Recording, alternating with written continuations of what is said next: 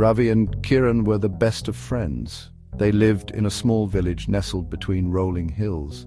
Everyone admired their bond. They were always there for each other. Ravi was the thoughtful one. Kiran was known for his courage. They balanced each other perfectly. The villagers often said, "To see Ravi and Kiran is to see one soul in two bodies." Their friendship was an inspiration. They shared everything. They faced every challenge together. Life in the village was peaceful, that is, until the storm came. The storm arrived without warning. It raged for days. The wind howled like a hungry beast. Rain lashed down, turning the fields into rivers. When the storm finally passed, the devastation was clear.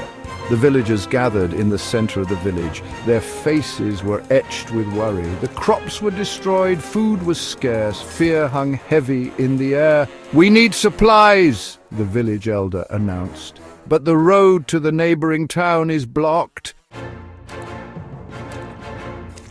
Ravi and Kiran stepped forward. "We will go," Ravi said. "We will get help." The villagers gasped. The journey was dangerous. The river that separated the village from the town was known for its strong currents. "It is too risky," the village elder said, his brow furrowed with concern. "We cannot lose you both," but Ravi and Kiran were determined. They knew they had to try. "We will be careful," Kiran assured the elder. "We will return with help." The journey was long and arduous. Ravi and Kiran walked for hours. The once familiar path was now littered with debris. The air was thick with the smell of wet earth and decay. They helped each other over fallen trees.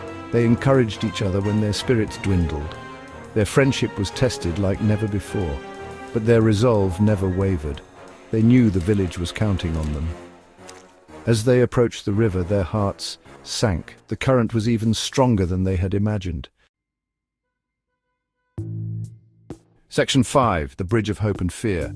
The bridge that once spanned the river was gone. Only a few ropes remained, swaying precariously in the wind. "We can't turn back now," Kiran said, his voice tight with apprehension. Ravi, usually the cautious one, surprised Kiran. "We have to try," he said with a determined glint in his eyes. They tested the ropes, their hands gripping the frayed ends tightly. The wind whipped around them, carrying the roar of the river. Fear turned their blood to ice, but they clung to hope and each other. Section 6.